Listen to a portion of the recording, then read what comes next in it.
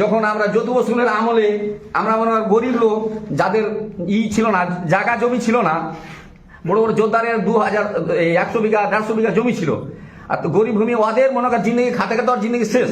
তারা মনে কর সরকার এই যদু বসুনের আমলে আসলো, তখন ওই প্রত্যেক লোককে না এই দেন পাট্টা করে নেন, পাট্টা করে আপনার এতখানি জমি থাকবে, এতখানি জমির মধ্যে আপনার জমি কাটা যাবে, এই গরিব মজদুরিকে কমসে কম বসার ভিটাটা দিন। এইভাবে দিয়েছে। আমরা ওইভাবে আমরাও এখন পর্যন্ত আমরা ওই সরকারের যদু বসুন আমলের ওই পাট্টার জমিতে আমরা বসে, সরকারের জায়গাতে আমরা বসে, আমরা এই গরিব চাষি বসে আমরা কি ওই বড় লোকের মতো আমরা পয়সা দিয়ে আমরা ছেলেকে পড়াইতে পারবো? আমরা তো ওরকম পারছি না। তখনই আমার ছেলেমেয়েরা তখন কি করে বাইরে কাটতে যায়, কি করবো, সংসারটা তো চালাইতে হবে। তখন ছেলেরা বাইরে কাটতে যাচ্ছে, কত লাভ জুতাও খেতে হচ্ছে, কত বিরাসে যায়, কত ছেলে পড়ে মৃত্যু হয়ে যাচ্ছে। অবশ্যই এটা মরছে, আপনারা সবাই জানেন। হ্যাঁ, মরছেই। তাই আমরা এটা চিন্তা করছি আমরা কোন সরকার করবো। যদু বসু সরকারটা আমার ছিল তখন ভালোই ছিল, যা করেছে।